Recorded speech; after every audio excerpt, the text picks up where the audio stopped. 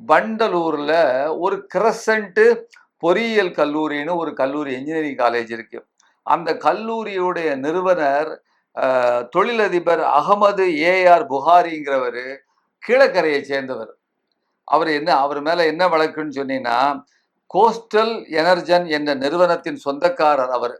அவர் மீது அமலாக்கத்துறை சட்டவிரோதமாக பணிவர்த்தனை, அதாவது இடி, அந்த மோசடி வழக்க வந்து என்ன சொல்றது, அந்த பதிவு செய்து அவரை தூக்கி 32 மாதம் ஜெயிலில் வச்சுட்டாங்க. 1 மாசம் 2 மாதம் இல்லை, 32 மாதம் ஜெயிலில் வச்சு அவர் வந்து இடி வழக்கு போட்டாச்சு. இப்ப வெளியிட்டு இருக்கிறாங்க.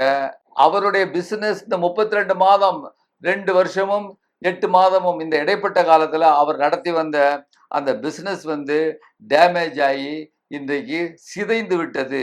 கோஸ்டல் எனர்ஜன் என்கின்ற அந்த இது கார்பரேட்ல வந்து சில அந்த கம்பெனிகளுக்குன்னு சில விதிகள் இருக்கு.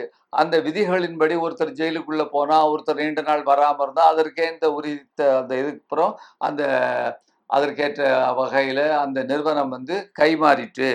இப்போ என்னன்னு கேட்டீங்கன்னா, அவர் வந்து குற்றமற்றவர்னு சொல்லி என்ன பண்ணியும் பிசினஸ் போச்சு.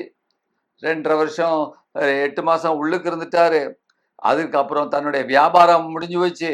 அதுக்கப்புறம் அந்த கம்பெனி இருக்கு பார்த்தீங்களா? அந்த கம்பெனி இப்ப யார் கையில இருக்குன்னு சொன்னா, அதாவது அதானி கையில இருக்கு. பவர் லீடு கன்சார்டியம் என்ற அமைப்புக்கு மாற்றப்பட்டிருக்கிறது. அதானியோட நிறுவனத்திற்காக அரசியல்வாதிகளை ஒரு பக்கம் இருந்து ஒரு கட்சி ஆட்சி நடத்த வேண்டும் என்று ஒரு பக்கம் இந்த ஈடியை வச்சு பயன்படுத்திட்டு இருக்கிற அதே நேரத்துல பாத்தீங்கன்னு சொன்னா, அம்பானி அதானி இவர்கள் 2 பேர் தான் நாட்டுல இருக்கணும்.